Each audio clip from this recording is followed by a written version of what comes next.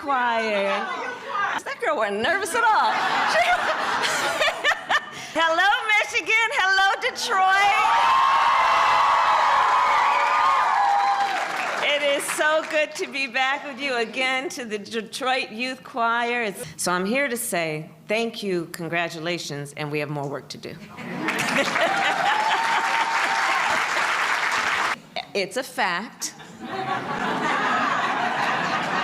Pay attention.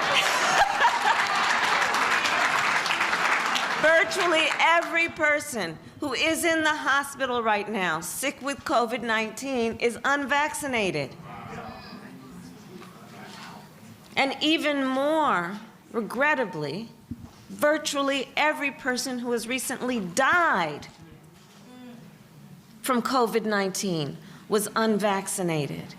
You know, I got my second shot back in January, and I'm so glad I did. And of course, you know, I thought, oh, I can handle anything. But that next day, I was a little off for a couple, you know, I was just not feeling so well that next day. But that was it. And then back to normal, right? So yes, okay, that's part of it. But it's just, you know, a few hours. In the words of your own Miguel Cabrera, he said that the shots are nowhere near as bad as the virus. I'm gonna give it 6 months. It's July.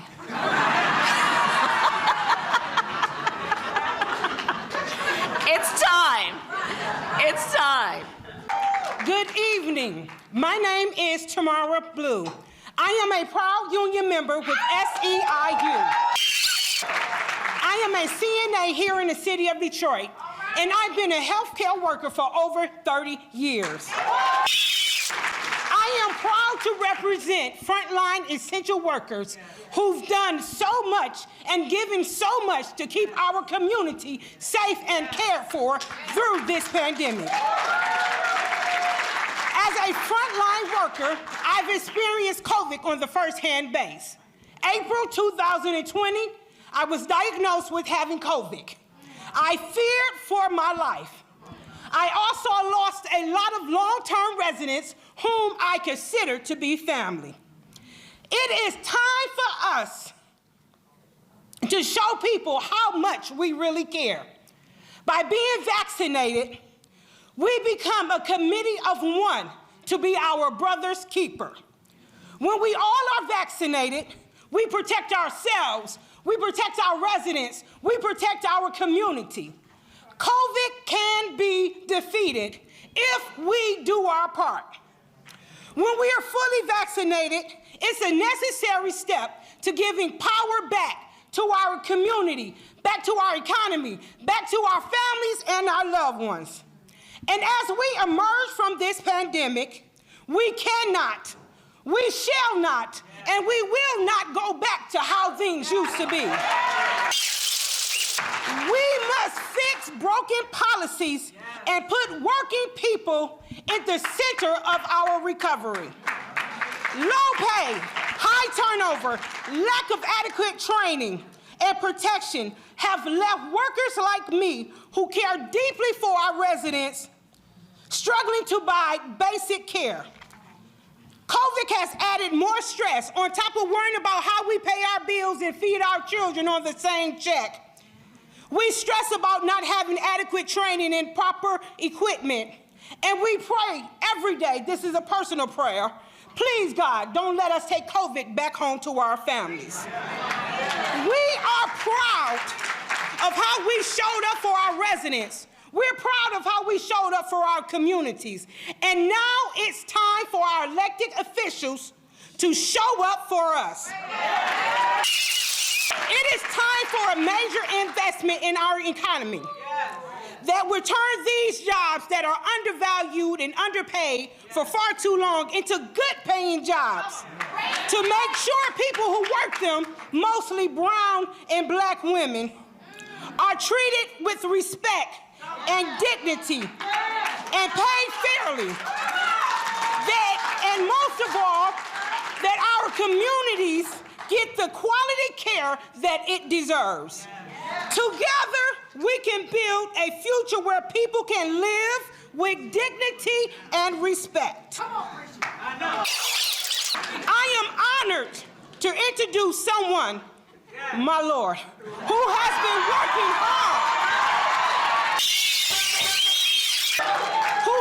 working hard, to make sure vaccines and everyone has access to vaccinations, so we can build a safer and healthy future for working people. As a partner to President Biden, our Vice President Harris, in her leadership in the White House, has put equality at the center of COVID efforts. She has led the response to the nation crisis, women facing leaving the workforce during this pandemic. And the Vice President works to support America's small businesses and strengthening unions, is building a stronger economy for all Americans. It is indeed my privilege, it is indeed my honor to introduce a champion for working people. At this time, I present the Vice President of the United States.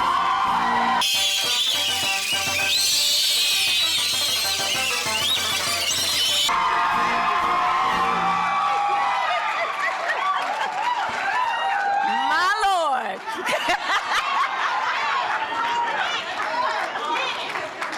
Oh, yes. Pastor, my Lord. All right now. Look at our youth choir.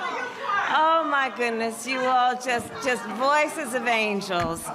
Tomorrow, you know, we were hanging out a little backstage. I said, "You okay?" She said, "I'm kind of nervous." That girl wasn't nervous at all.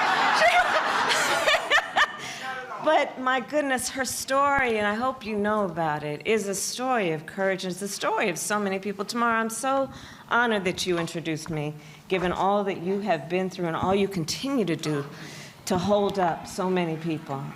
Just a story of courage mixed with conviction, mixed with grace. That's who she is. Can we hear it again for tomorrow, please?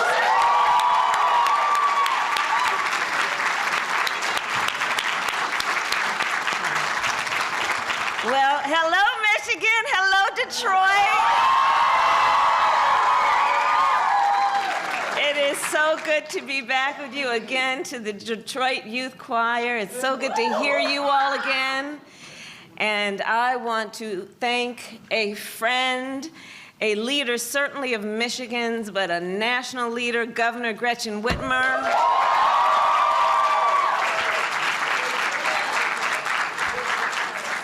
She really is an extraordinary leader on every level, and I'm so honored to share the stage with her today as we have before. Lieutenant Governor Garland Gilchrist, Congresswoman Brenda Lawrence, Congresswoman Rashida Tlaib, Mayor Mike Duggan, there you are, and all the other elected leaders. Thank you, thank you, thank you for all that you do. It truly is good to be back. So I bring you all greetings from myself, of course, but also from your President, Joe Biden.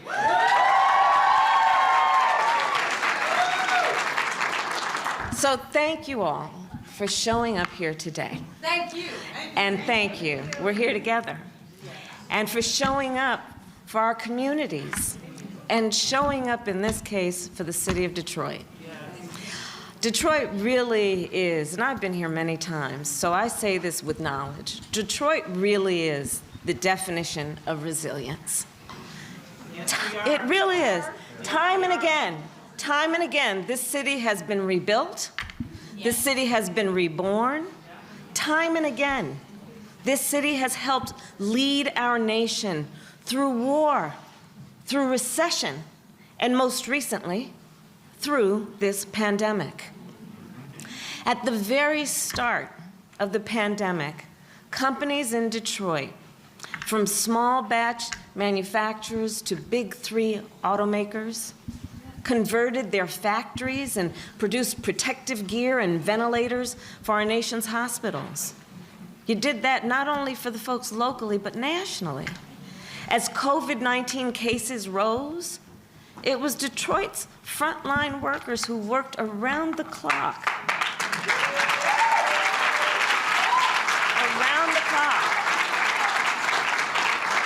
To help care for those who were sick. We heard Tamara talk about the personal prayer, in addition to the prayer for the community and for the world. Those frontline workers, like her and so many others, risked their own lives, and they knew they were, for the sake of taking care of, in many cases, perfect strangers. You know, I do believe in moments of crisis, there are revelations and an unveiling of the heroes walking among us. And I would say among the heroes walking among us as we live on earth right now, the frontline workers are front and center.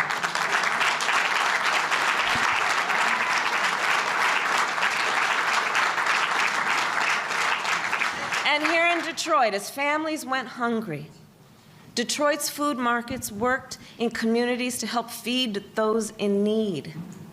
And again, I'll tell you a story. I'd been traveling around the country, and I know it's true in Detroit as it is in other places, where I've heard stories about food distribution centers where folks would work and volunteer. Some had lost their jobs and they'd volunteer in the food distribution center. Others would volunteer their time.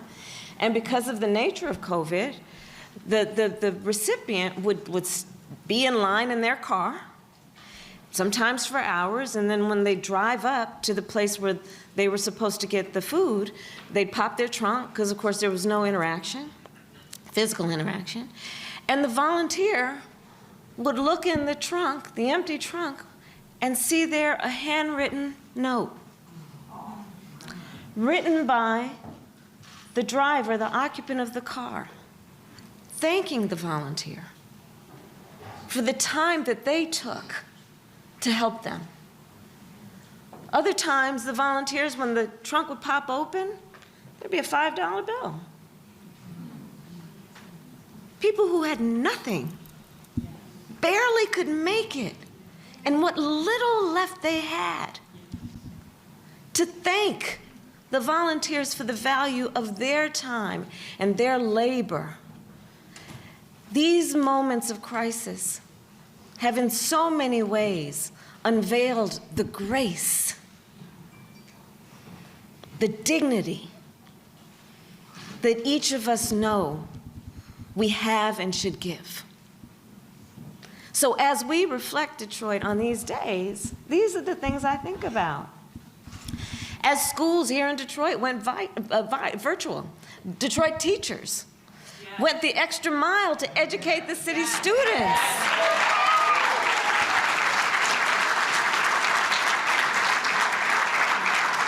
Went the extra mile. And of course, we are gathered here at TCF. And during the pandemic, this center served many purposes. It was converted into a temporary care facility. Before, it was converted into a vaccination site. We are joined today by healthcare workers who administered vaccines here and across the city.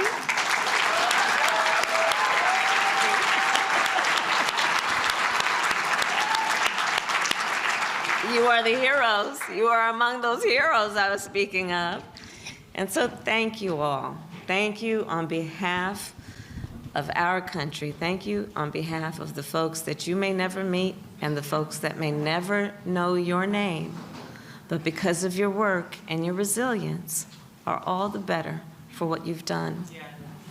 And so here we are today, and we are together, and we're thinking about a lot.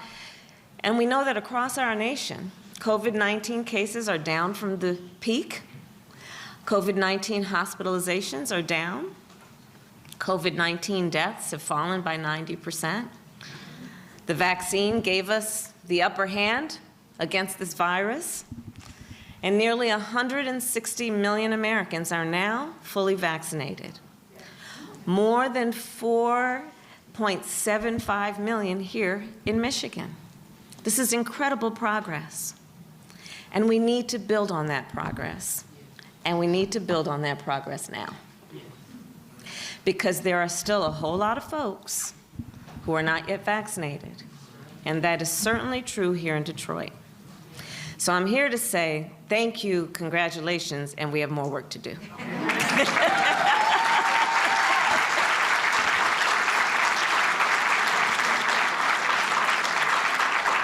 So the President and I, together with state and local officials like those here today, and I see the Secretary of State who's here, and thank you for your leadership,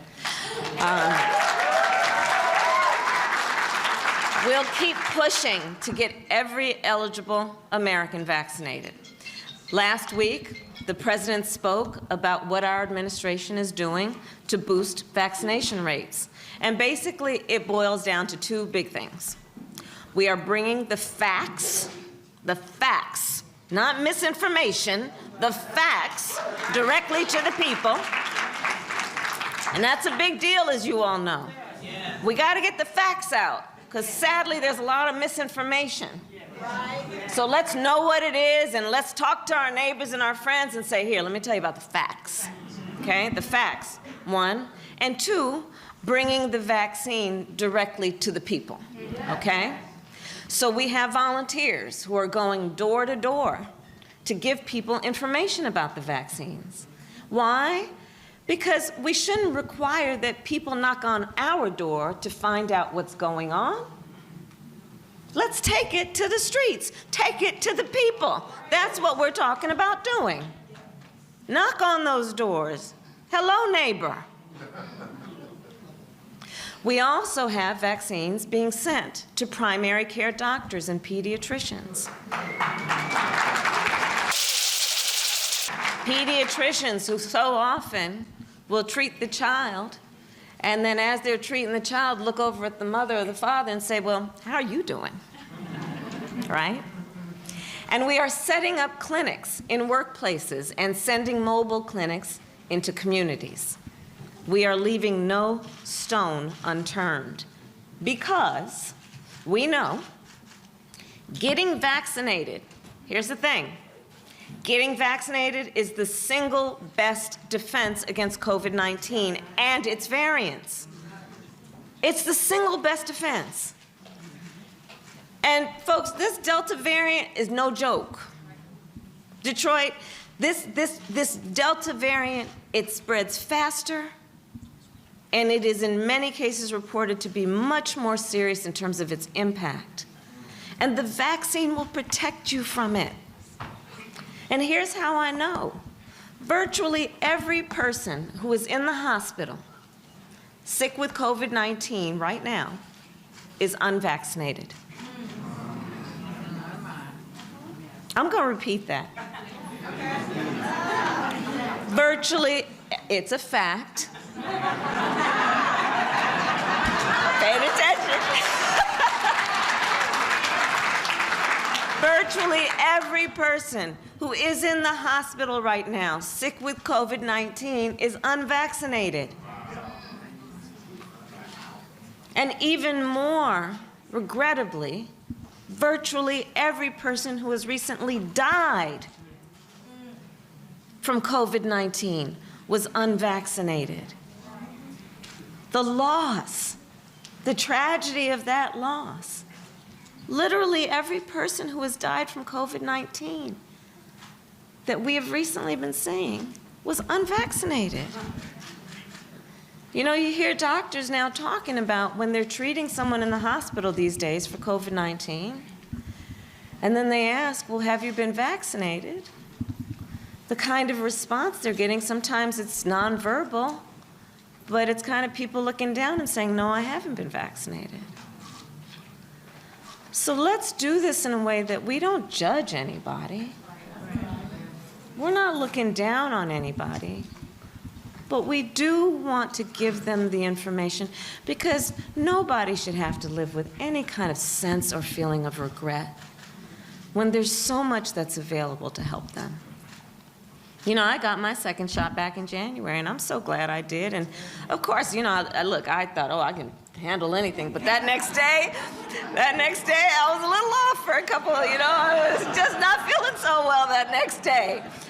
But that was it. And then back to normal, right? So yes, okay, that's part of it. But it's just, you know, a few hours, and it can save your life. Yes. It can save your life. In the words of your own Miguel Cabrera, he said that the shots are nowhere near as bad as the virus. Fact.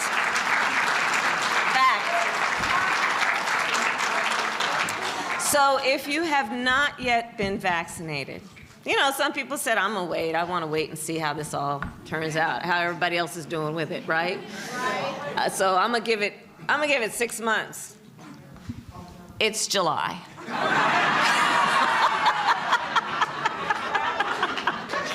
It's time. It's time. So it is time, and it is time to roll up your sleeves and get the shot. And if you already have, find someone who hasn't and help them. And talk to them as we are having this conversation now. Born out of love, born out of concern, and born out of knowledge, again, that it will save lives. You know, a couple weeks ago, I was down in Atlanta at Ebenezer Baptist Church. And it was good to be back there. And the church, of course, you all know this is the church where Dr. King preached. Until the day he died. And today, it is a place of worship, but as most places of worship, also a place of healing. It is a vaccination site. Then and now, a place of healing. And when I was there, I talked with a bunch of folks, and in particular, I met with a bunch of folks who had just been vaccinated, and the healthcare workers who administered the vaccines. And I said then, what I will repeat today, I do believe that the act of getting vaccinated is the very essence of what the Bible tells us when it says, love thy neighbor, right? Because what we know is, one can ask, well, who is one's neighbor? Is it the person who lives to my left, lives to my right? I know them, may borrow a cup of sugar, right? But what we know it means when we talk about love thy neighbor is that, yes, it may be the person next door, and it may be the man on the side of the road, and it may be a perfect stranger. And in the face of that stranger, you see a friend. That's what this is about. And so by getting vaccinated, you are loving your neighbor. And so I will end, Reverend Anthony, where I began, with the point about Detroit's resilience. Detroit, you know better than most. Resilience is not automatic. Not everybody has it. Resilience is made. Resilience takes determination, and it takes work. And resilience requires love. So in that spirit, and in the spirit of resilience, let us rise up Detroit. Let us rise up Michigan. Let us rise up America. And let us end this pandemic once and for all. We can do this together. I know we can. Thank you.